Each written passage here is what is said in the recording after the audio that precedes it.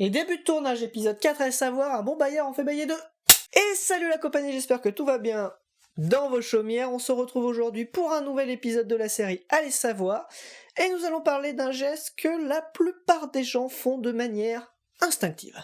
Mais du coup, bailler ou bailler, parce que c'est pas totalement pareil quand même. Hein. De quoi il parle ? Alors, bailler avec un Y, ça veut dire être bouche bée. Bailler sans accent circonflexe, I2L, ça veut dire donner, c'est un dérivé de bail ou bailleur, dans les métiers de la location, etc. Et celui qui nous intéresse, c'est bailler avec un accent circonflexe sur le A, I2L. Et oui, nous allons évoquer cette fameuse inspiration lente avec la bouche ouverte que nous faisons, et surtout nous allons vous expliquer pourquoi on en profite pour mettre notre main devant notre bouche à ce moment-là. Oh bah cela semble quand même assez évident, sûrement pour des questions d'hygiène, non ? Eh ben non, parce que vu que c'est une grande inspiration, c'est comme quand on respire, et quand on respire on met pas notre main, voilà. Enfin bref, bon allez, générique.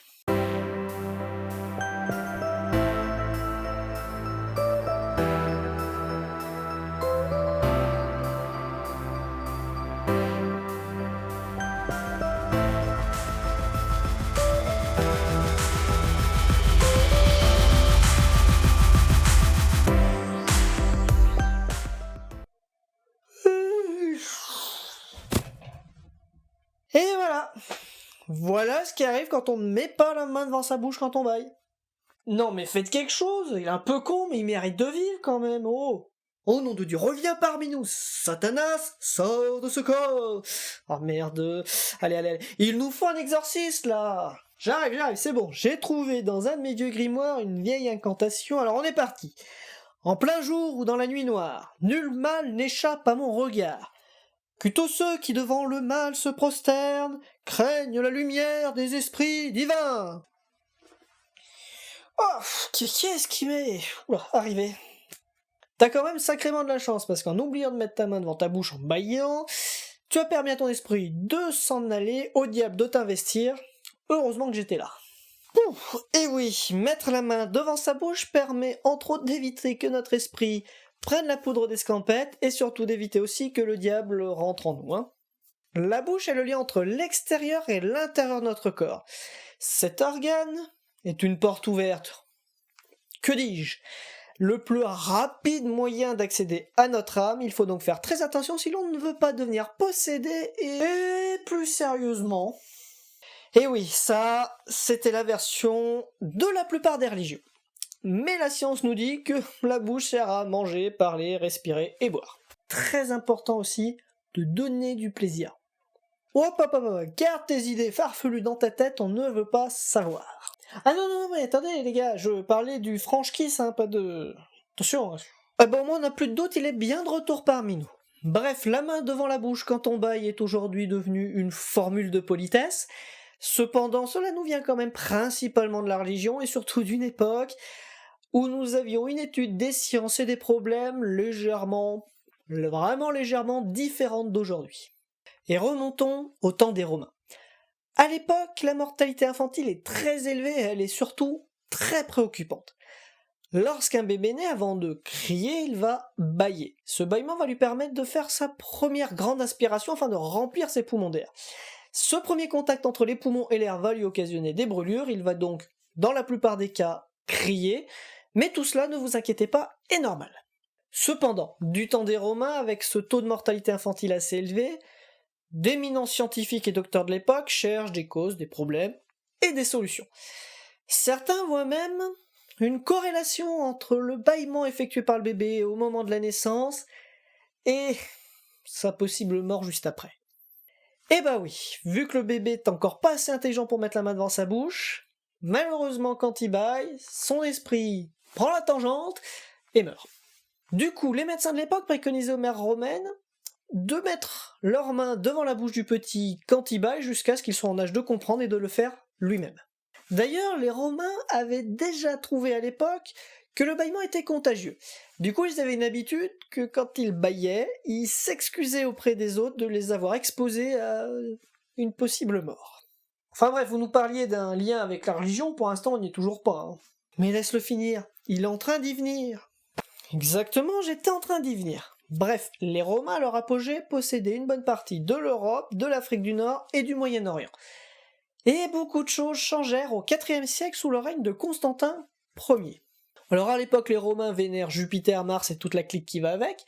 Cependant, il y a tout un tas de religions païennes et interdites que certains Romains vouent un culte. Le christianisme en faisant partie. Et Constantin Ier autorise le culte de ces religions païennes. Il va même plus loin en se convertissant au christianisme, ce qui permet à cette religion de prendre son envol. En simplifiant, la plupart des Romains se convertissent au christianisme. Forcément, ils ont une culture romaine, et donc certaines coutumes romaines vont se transposer au sein de la religion chrétienne. Le christianisme va prendre certaines coutumes dans les grandes lignes et quelque peu les modifier, dont cette fameuse main devant la bouche quand on baille.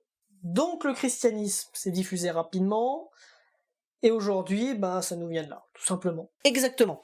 Cependant, le christianisme va rajouter un léger petit détail. En effet, si la main devant la bouche permet d'éviter à ce que notre esprit prenne des vacances, cela permet d'éviter aussi que des intrus viennent loger chez nous sans qu'on le veuille. Je parle bien évidemment du diable et de tout autre esprit malin. On ne sait jamais, hein. Ça protège dans les deux sens. Et dans d'autres religions et régions du monde, il existe des équivalents. Par exemple, en Inde, quand on va bâiller, on va bien évidemment mettre notre main devant notre bouche et prononcer les mots Mararyan, grand Dieu. Alors en indien, je vous passe l'indien, je parle pas indien, mais bon bref, on prononce ça pour se protéger, ou alors on va essayer de faire craquer nos doigts afin de faire peur et d'effrayer les esprits malsains. Du côté des musulmans, on retrouve quelques similitudes avec les chrétiens. Mahomet condamne le bâillement, on doit le contenir et ne jamais bâiller, et si malheureusement, malencontreusement, on bâille, il apporte une petite solution, il faut éternuer parce que ça permet au démon d'être évacué par le nez. Mais alors du coup, quand on éternue, on a tendance à mettre la main devant notre bouche, mais du coup si on fait comme ça, le démon il peut pas sortir, on l'empêche de sortir, c'est pas faux. Et du coup, qu'est-ce que t'as pas compris Bref, non, laisse tomber.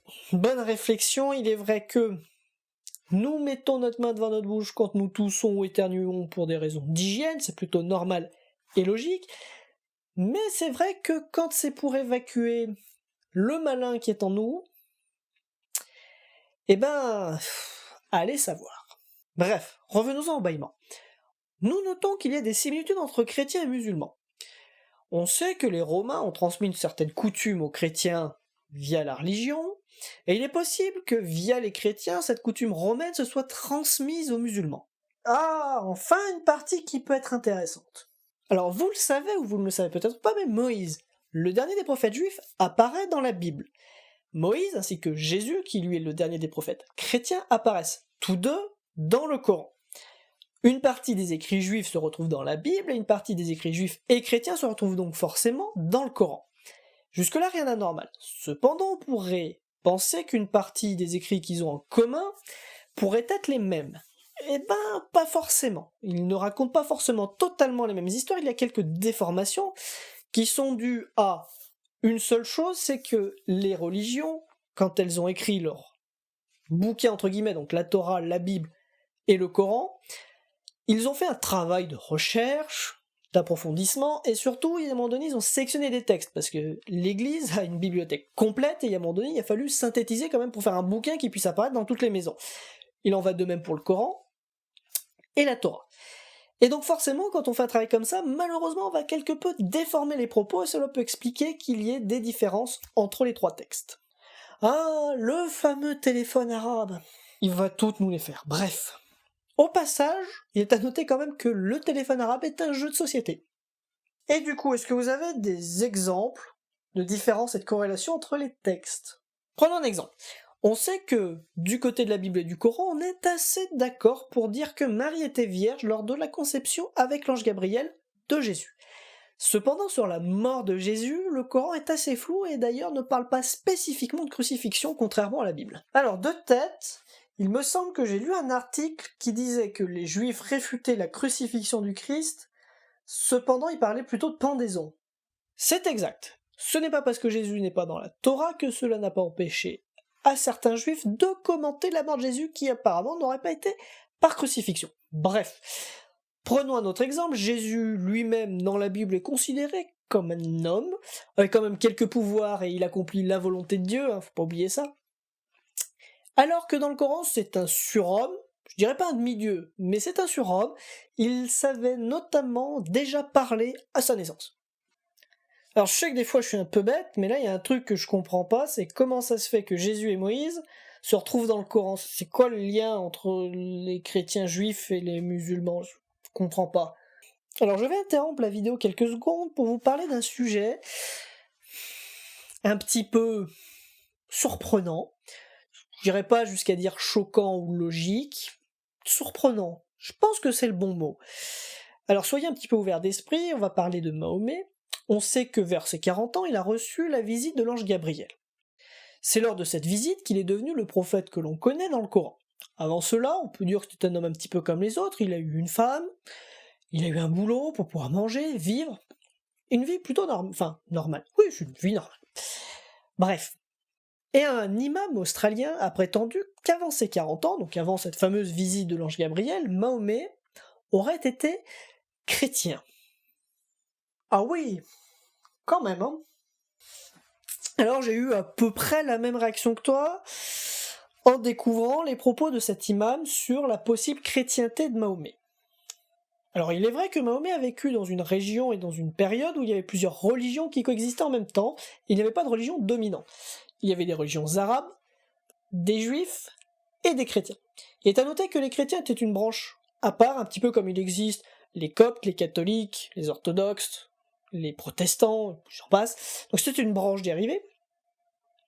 Et donc Mahomet était au contact un petit peu donc, de cette branche dérivée des chrétiens, des juifs et des religions arabes. De là à dire qu'il était chrétien, il y a un petit peu un gouffre. L'imam avance quelques arguments qui ne sont pas des preuves, et d'ailleurs il a été très largement critiqué par certains de ses confrères et par des théologiens. Il a donc vraisemblablement faux. Mais cela n'empêche pas qu'il y a quand même une relation entre les textes chrétiens et juifs et le Coran. Il y a un truc qui doit vraiment m'échapper, c'est un truc que je comprends pas là, les gars.